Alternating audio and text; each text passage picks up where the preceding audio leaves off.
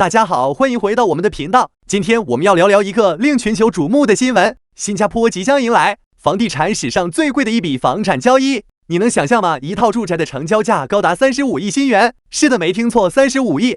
这是一个能在全球房产版图上写下浓墨重彩的一刻。今天我们将深度揭秘这笔天价豪宅交易的背后故事，以及它如何折射出新加坡土地价值100年逆袭史。准备好了吗？让我们深入探讨这段让人目瞪口呆的房产传奇。如果你也好奇今天的内容，一定不要错过。第一章，35亿新元，创造历史的房产交易。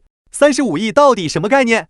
先给大家划个重点，这笔史上最贵的交易涉及的是一块超过10万平方英尺的超级豪宅物业，并且地处新加坡顶级黄金地段。这可不是普通的房子，它具备3大特质：永久地契、超大面积以及100年的历史传承价值。要知道，这块地不仅是无价之宝，更是新加坡富豪圈一直以来觊觎的终极资产。永久地契在新加坡本来就稀缺，而这样的超大面积住宅更是几乎绝迹。你可以想象这样的祖产未来对买家的投资回报吗？现在我们来放大一下视角，给大家几个对比数据。2019年新加坡最贵的一次住宅交易记录是纳森路的一套豪宅，以大约4.6亿新元成交。而今天我们谈论的35亿是它的将近8倍。如果你想再直观一点，35亿新元能买什么呢？答案是你可以同时带走200套市中心的高档公寓，或者甚至买下新加坡周围的好几座私人岛屿。真的很难想象吧？那么问题来了，这块的为什么值这么多钱？它的独特之处究竟在哪？接着往下看，我们会分层解析原因。第二章，殖民地时代的财富起点，土地稀缺的原罪。要理解新加坡的地产价值，我们必须回到1822年，也就是莱佛士殖民地规划的时代。这也是今天我们谈论新加坡房地产价值的起点。早年间，新加坡的土地是权力的象征，莱佛士将土地划分为不同用途，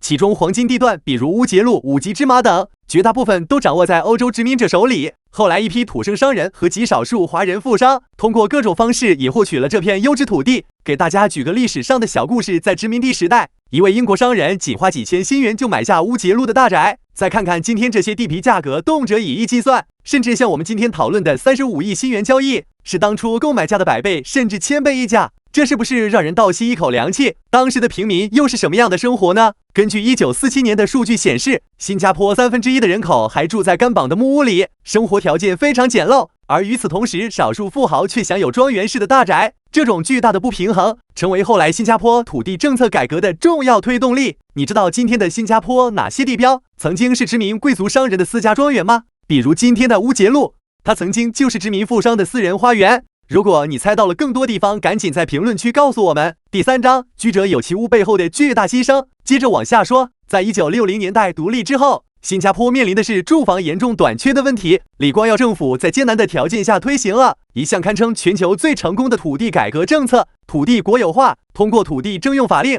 政府以极低价格强制征用了大量私人土地，开始大规模兴建祖屋，从干绑的木屋转向城市化的高层住宅。从数据上看，1960年代初，新加坡不到10%的人住在祖屋，今天这一数字已经发展到了超过80%。但问题是，当私人土地大量被征用后，真正留在市场上的高品质土地变得比黄金还要稀缺，一些早期没有被征用的住宅土地就变成了今天富人争夺的终极资源。也正因此，超级豪宅市场的交易价格才会水涨船高，达到远超全球平均水平的程度。如果没有这些政策，你能想象今天新加坡的住房会变成什么样吗？可能大多数人连基本的居住需求都无法实现，更别提我们的城市能有今天这样整洁高效的布局。是不是很好奇还有哪些选择让新加坡房地产市场变成今天这个模样？接着往下看，我们继续解读第4章，全球财富中心的崛起，稀缺土地的终极溢价。到了1990年代之后，新加坡的房地产市场正式迈入了全球化阶段。随着新加坡崛起为亚洲乃至全球的金融中心，海量的超高净值人士开始将这里视为资产配置的安全港。新加坡的顶级豪宅市场也因此出现了几个全球范围内罕见的特点：高税收政策与极端溢价的免税化选择，比如当前外国买家需要支付总价60%的额外买方印花税 （ABS） 的，但对于这种100年传承物业免税的规定，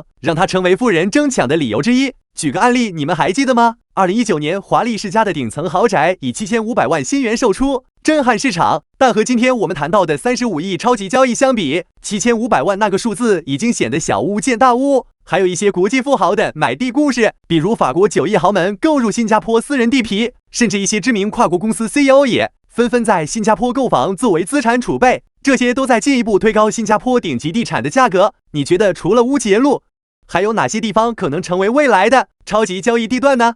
评论区聊聊你的预测吧。第5章35亿交易的意义，透过房产看新加坡100年蜕变。说到这里，你可能会问，这次35亿新元的超级交易有什么意义？咱们总结3点。第一，它是全球富人的财富象征，代表了传承身份以及跨代资产的终极形式。第二，它将重新定义新加坡高端房产市场的估值，为未来更多天价交易定下新的参考标准。第三，它是一面镜子，见证新加坡从殖民地干绑的木屋到全球财富巅峰的一步一个脚印的蜕变。这不仅仅是一栋房子，更是一段凝固的新加坡历史，一次土地价值的时代性跨越。好了，朋友们，今天我们聊到了这次新加坡最贵房产交易背后的100年故事，你有没有什么新的启发呢？你觉得未来新加坡的房价还能涨得更贵吗？或者你自己家的房产有过什么特别的故事？欢迎在评论区告诉我们。如果你喜欢今天的内容，请记得点赞、分享、订阅我们的频道，这样你就不会错过每天更新的深度解读。感谢你的支持，我们下期见。